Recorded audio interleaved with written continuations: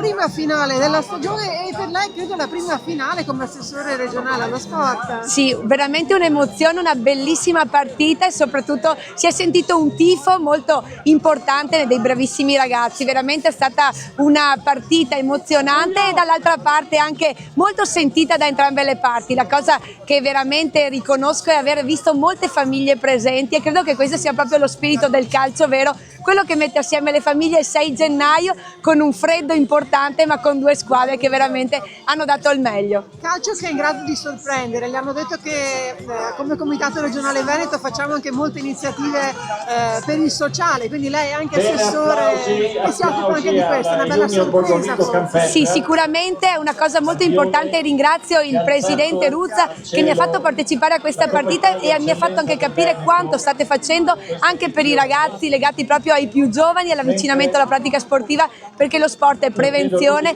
mette assieme davvero tutti quanti ed è sicuramente la strada più importante anche per darsi una seconda possibilità, ma soprattutto perché ognuno di noi ha dei talenti e ognuno di noi deve scoprirli insieme. Un pomeriggio perfetto, gran freddo ma alla fine lo spettacolo c'è stato. Infatti mi scuso per il berretto ma me lo tengo perché fa freddo.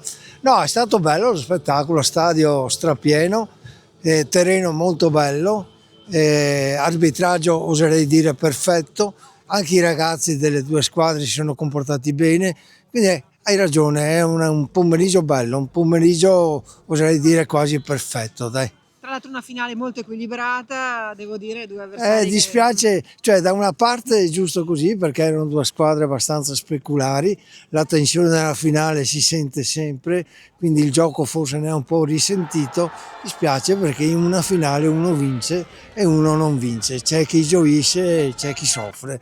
Purtroppo lo sport è così, purtroppo o perché è anche un bene, ma lo sport è così, insomma, bisogna adeguarsi, a volte anche la sconfitta è più utile di una vittoria, speriamo che sia così per lo schio. Ecco, per questo momento è stata invitata anche la neo assessore regionale allo sport, Paola Roma, è stata una presenza bella e lei si trova Ci ha fatto molto piacere, l'assessore allo sport Paola Roma, io la conosco da molto tempo, non pensavo che rispondesse immediatamente e positivamente al nostro invito.